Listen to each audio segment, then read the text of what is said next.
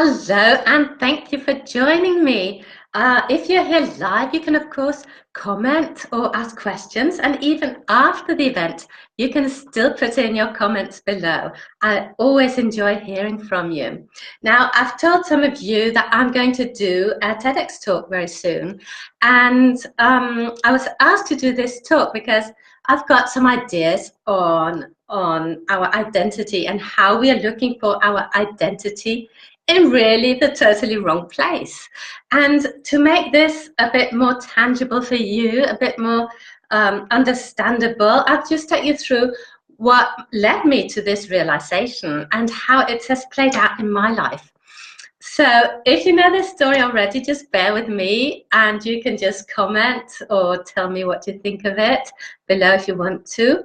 But when I was young, my parents took me to see Swan Lake, which is a classical ballet with wonderful music. I was just 4, so all this was a totally new experience for me.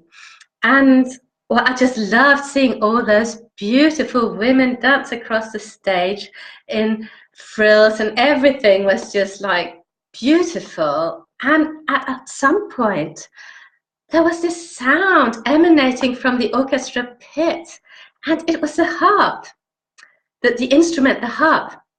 And I'd never heard that before. And I was just totally mesmerized by this sound.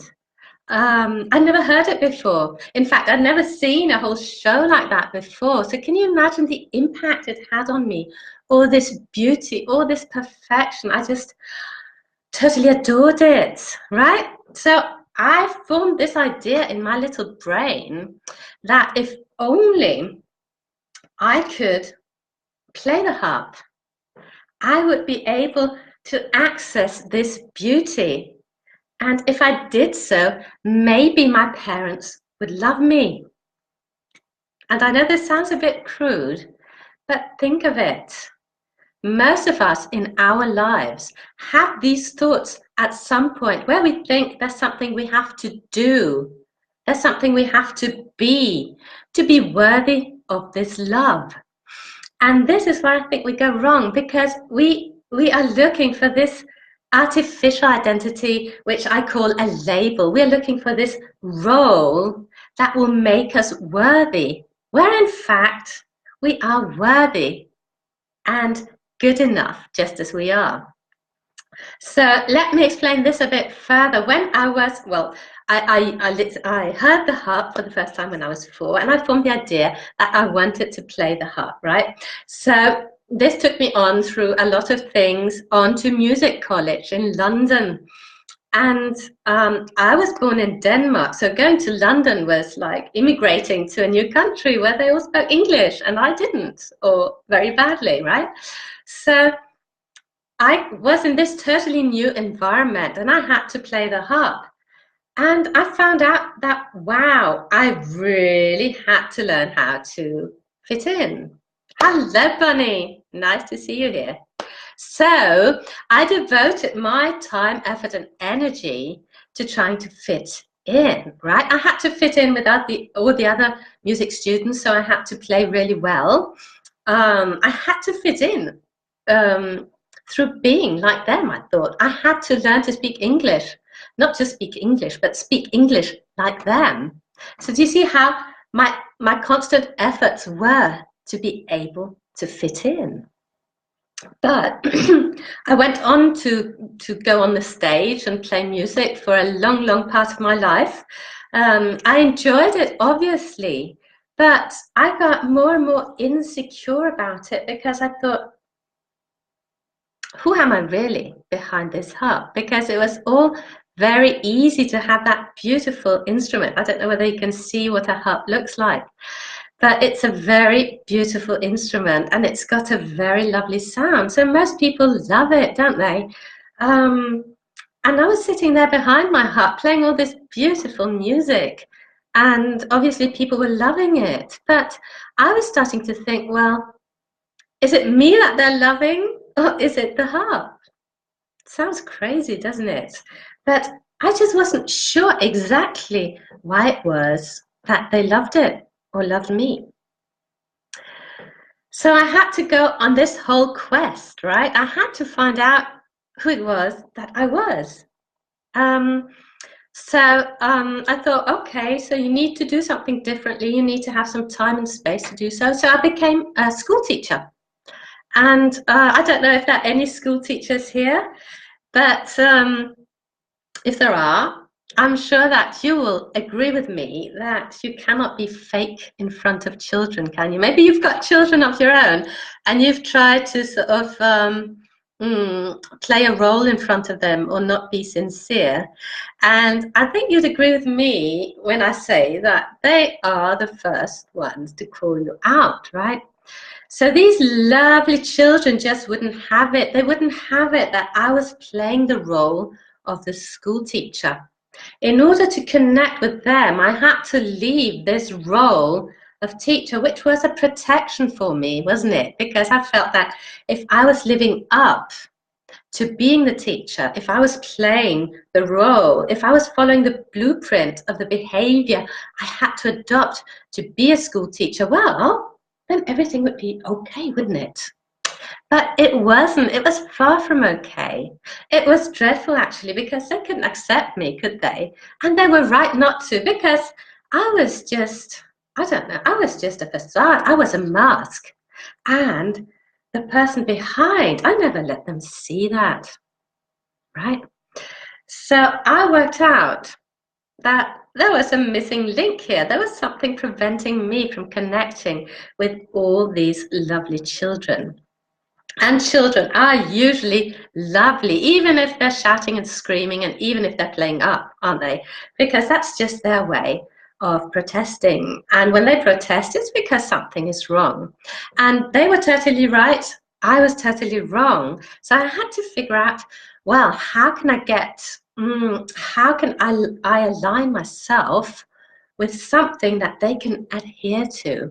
And I found out that it was really through my vulnerability.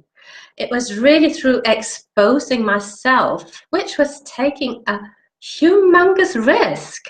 I had to get real with them. I had to get raw. Obviously, I didn't share my private life with them, right? But I had to show my emotions, right? I had to be real with them.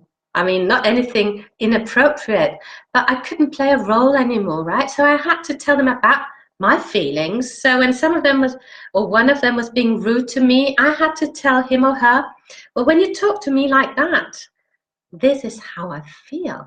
I feel like you want to hurt me. I feel that you're saying to me that I'm not good enough. Is that what you want to say? And is that how you want me to feel? And can you imagine the little kids? They weren't that little, right? They were more like teenagers. But that really hit home, okay? Because they were just reacting. They were just being them, right? They weren't thinking that I was a person too. So that meant we could, from then on, connect on a much truer level. Obviously, I couldn't just be like totally natural. I still had to be responsible. I still had to be the person in charge, right? But I no longer had to play this school teacher role. I could be a real person.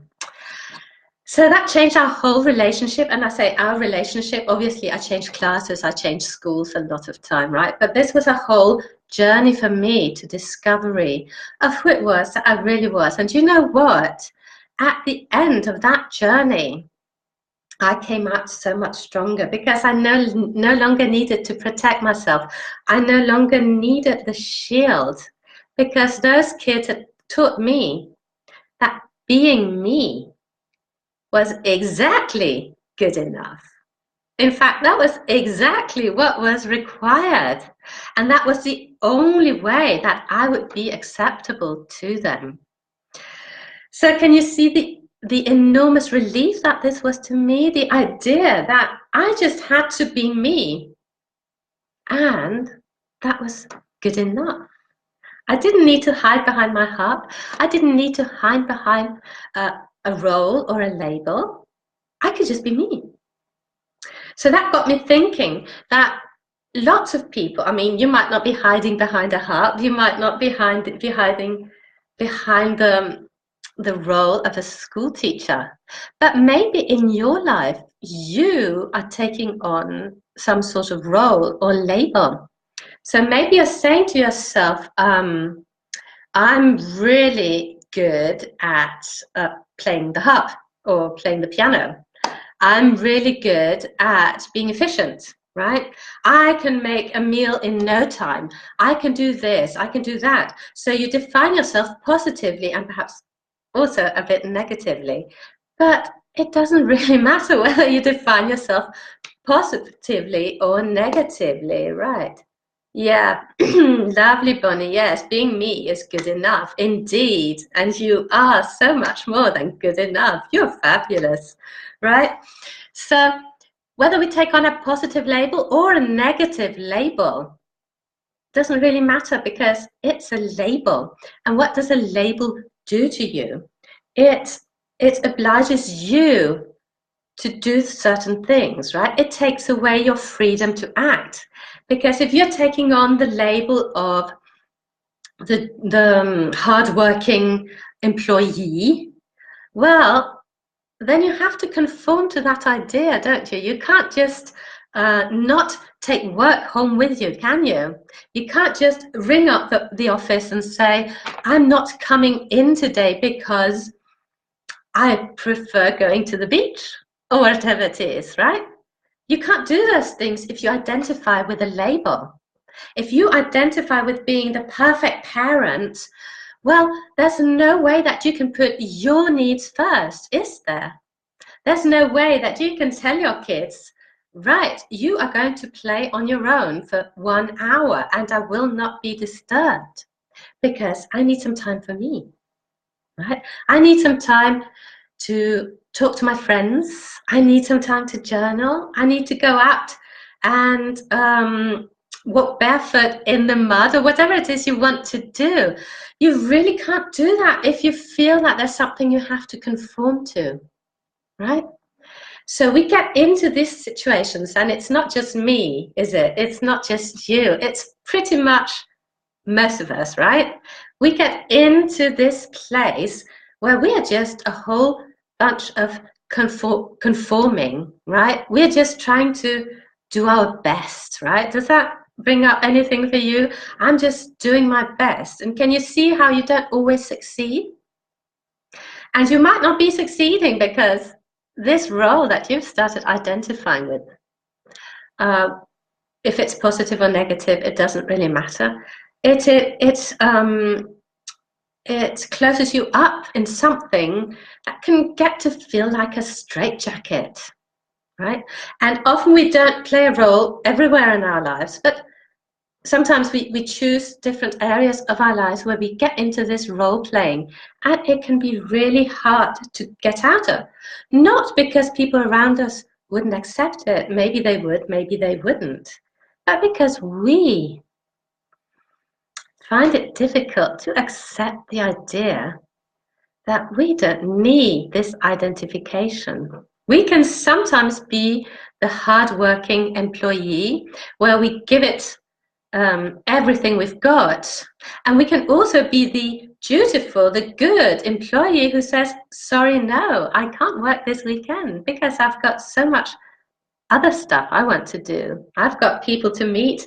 I've got things to laugh at. I've got a lot of things on in my life. So I just won't take that work home with me, right? So this was just an example. I don't know about your particular role, but they can be quite insidious sometimes.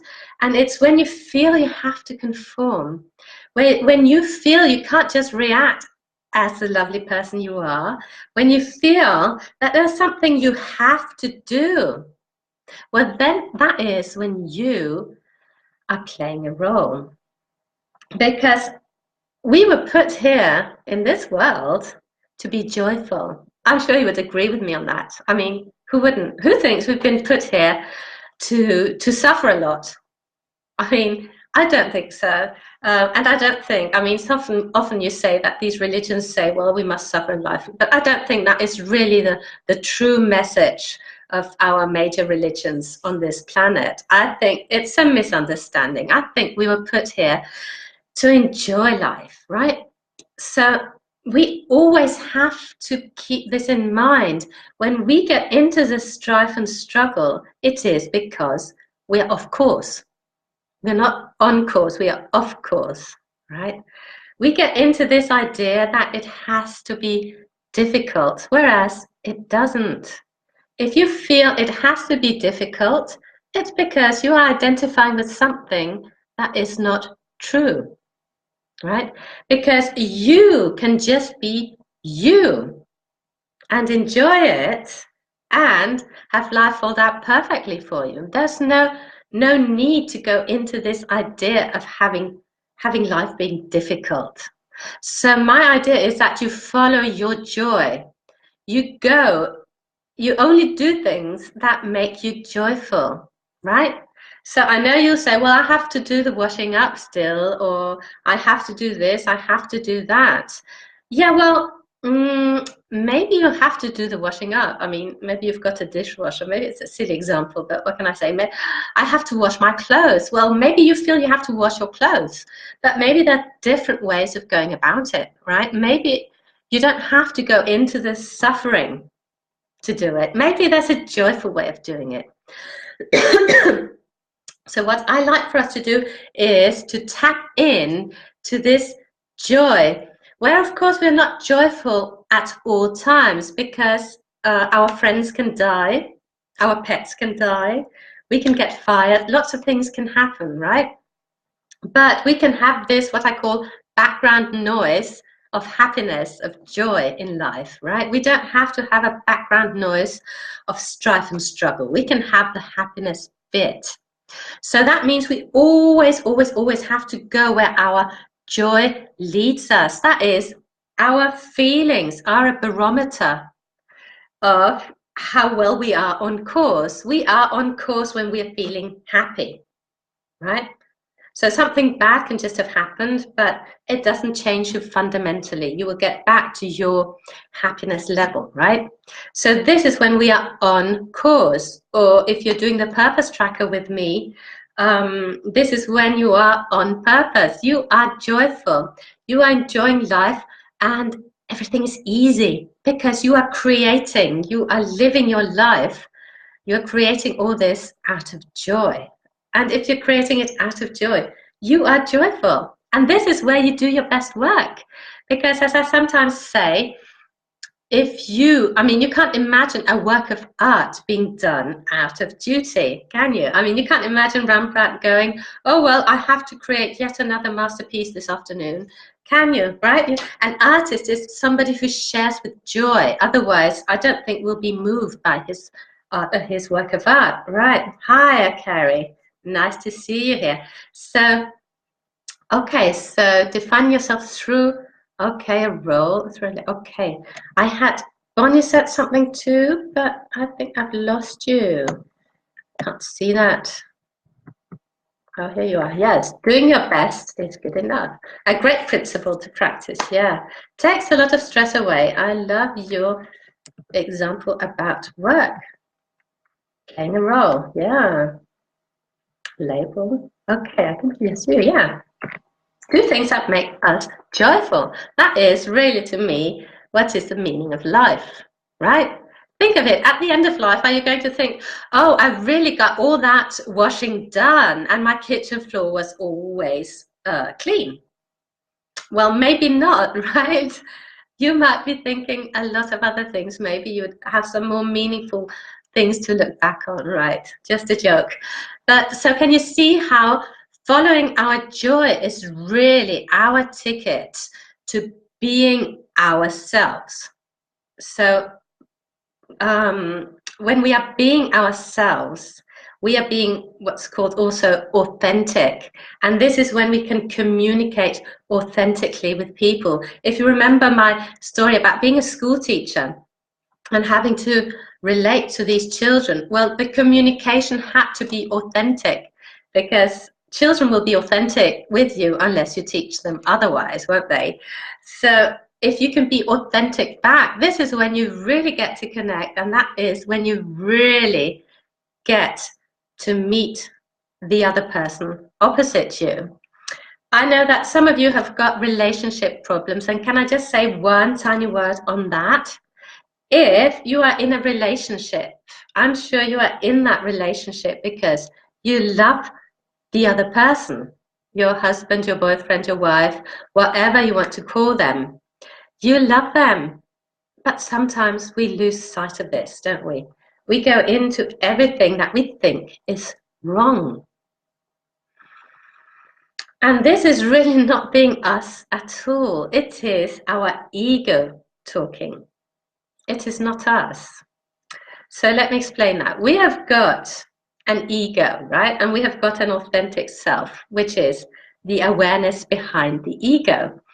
So when we're being influenced by our ego, this is when things become difficult because the ego likes for things to be difficult. Right? Because if you're joyful all the time, the ego doesn't get its say and it gets really frustrated because it wants to lead your life. But if you're in joy all the time, if you're loving everything you're doing, well, the ego just can't get in, right? So the ego wants you to stay in the strife. So imagine a couple having an argument perhaps because he or she didn't do something exactly the way you wanted them to, right? Let's take the example of the husband who doesn't take out the rubbish or the garbage, right? So maybe the wife will get into a state saying, well, why don't you take out the trash? I told you to, right? I'm always telling you to take out the trash. Just do it. Get on up and do it now, right? What is this about? It's about the wife wanting things done her way, right? It's not about really taking out the trash. It's about it being taken out when and how she wants it. So that is ignoring that the other person can have his or her way of taking out the trash too, right?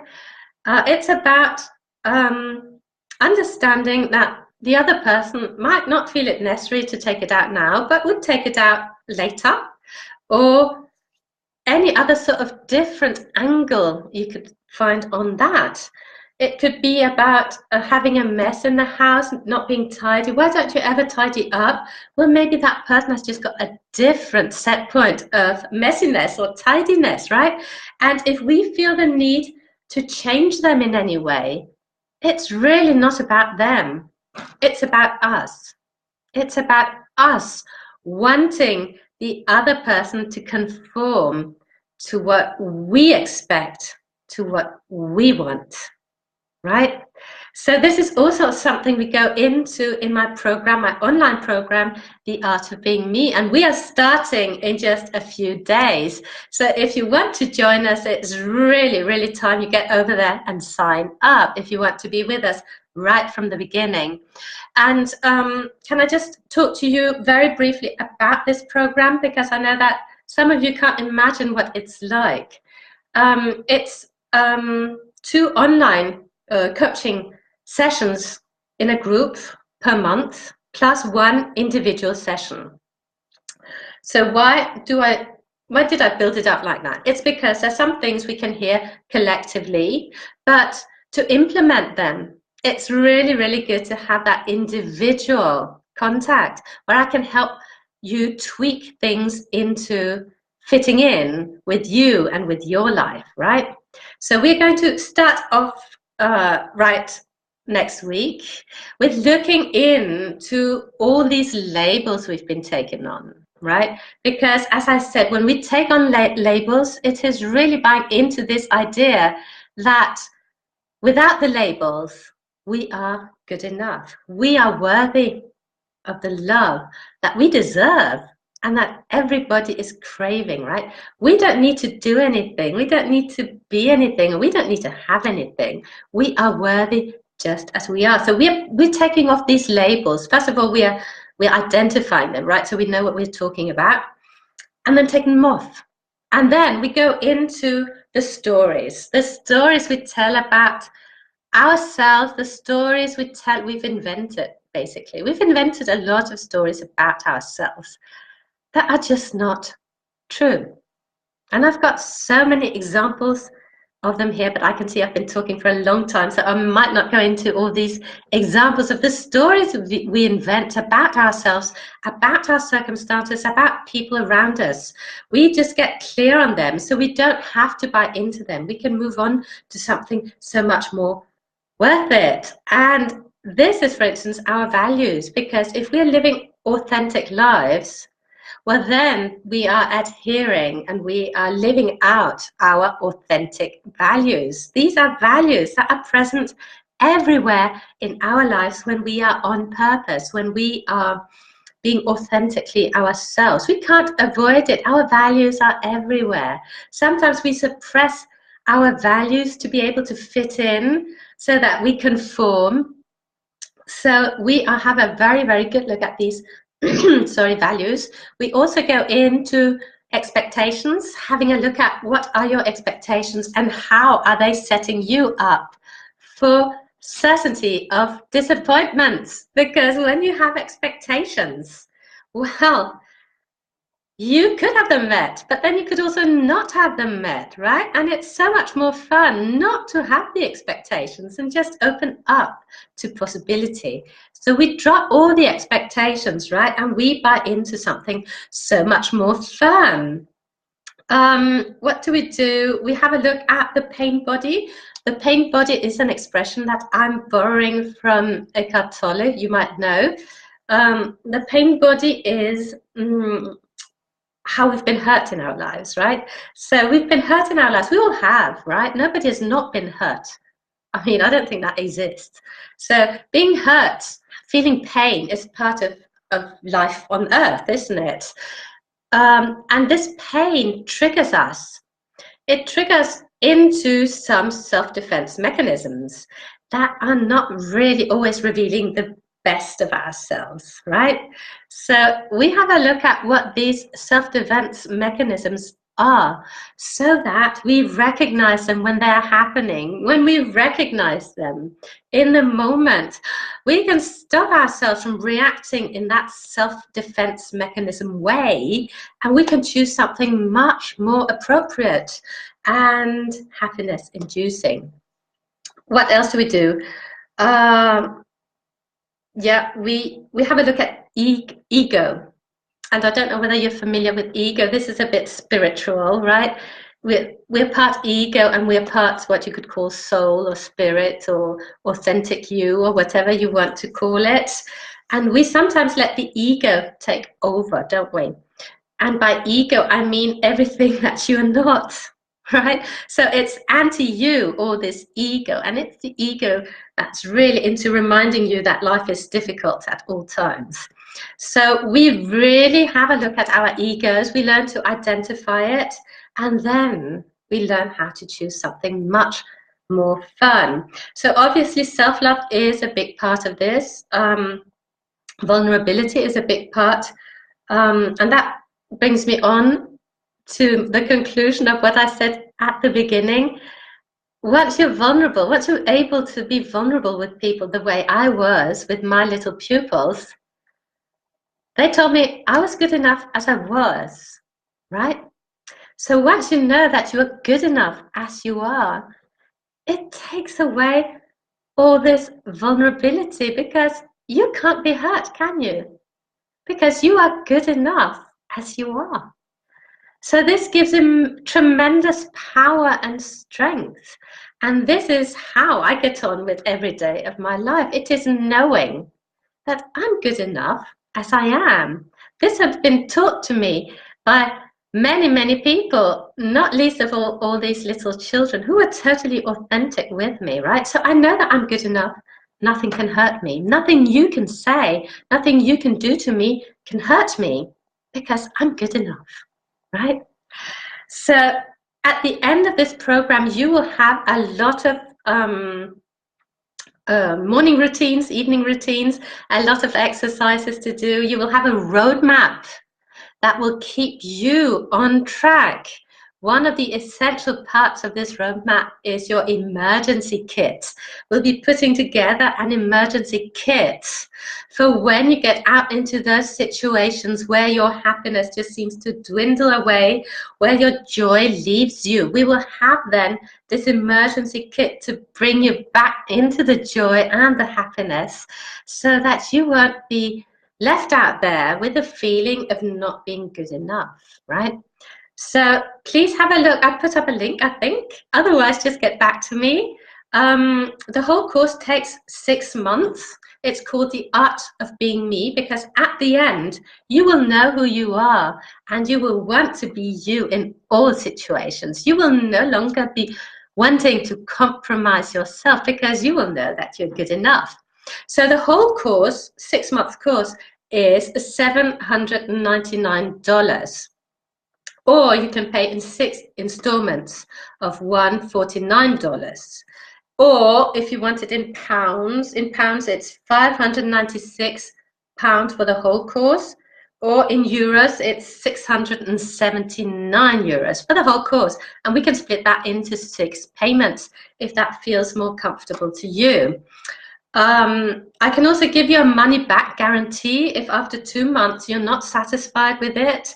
If you feel, no, I was wrong, this is not really taking me anywhere I want to go, I'll refund all of your money, no questions asked, right? But I sincerely hope you will take me up on this offer because it's really the best value for money that I've got on offer right now. It is individual coaching at a very, very low price, plus the extra group coaching sessions, plus the workbooks, plus your routines, plus your roadmap. I think it's really value-packed, and I would enjoy it so much if you would come and join me. If not, let me know why. Or if you've got any questions, feel free to send me an email at contact@katrinehorn-coaching.com. I'll just say that again,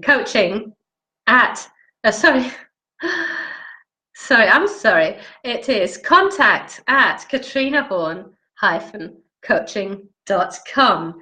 I'd love to have some more comments here. Right. Yeah, lovely. Oh, I enjoy that. If you've got any questions or comments, you can put them in here below. If you've got any questions about the program or about my personal story, I'd love to share some more with you. Let me hear from you if you've got anything to share. And I'm so delighted we've got a few new members in this group. Let's all just take really good care of them. Let's all post if we've got something we want to contribute. Let's all post if we're finding perhaps a moment of difficulty, if we're finding that we need some extra comfort, if we feel that it would be nice to know that there are people out there who support us. That is what this group is all about. Hope to connect with you. Bye for now.